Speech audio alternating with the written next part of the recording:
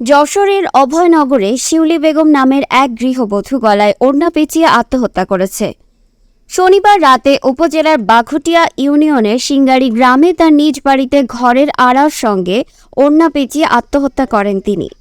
শিউলি বেগম উপজেলার বাঘুটিয়া ইউনিয়নের সিঙ্গারি গ্রামের মোহাম্মদ আলহাজের স্ত্রী। ঘটনা সূত্রে জানা যায়, শনিবার রাত 11টার দিকে শিউলি ঘরের দরজা বন্ধ করে গলায় ওড়না দিয়ে ঘরের আড়ার সাথে ফাঁস দেয়। তার শাশুড়ি মিলে এবং তার স্বামী ইটভাটায় চাকরি করেন। সেদিন তার স্বামী ও শাশুড়ি বাড়িতে ছিল না। তার শাশুড়ি মিল থেকে বাড়ি এসে দেখতে পায় ঝুলন্ত অবস্থায় শিউলিকে।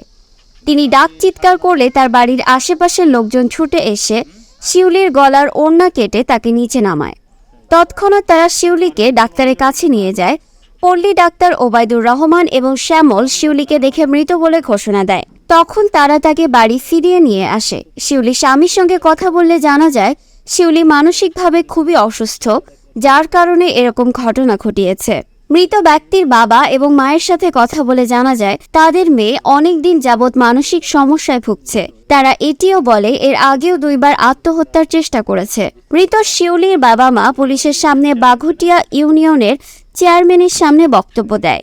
আমার মেয়ের মানসিক সমস্যা থাকার কারণে নিজেই গলায় ওড়না দিয়ে আত্মহত্যা করেছে। আমার মেয়ের মৃত্যুর ব্যাপারে আমি সহ আমার স্ত্রী, সন্তান ও নিকটতম আত্মীয় স্বজনদের কোনো শোভা সন্দেহ নেই। এ ব্যাপারে তদন্ত করতে আসা SI আবু বাক্কারের সাথে কথা বললে তিনি জানান, উক্ত ব্যক্তির ভারসাম্যহীনতা এবং মানসিক সমস্যার কারণে মৃত্যু হওয়ায় অভয়নগর থানায় একটি অপমৃত্যুর মামলা দায়ের করা হয়েছে।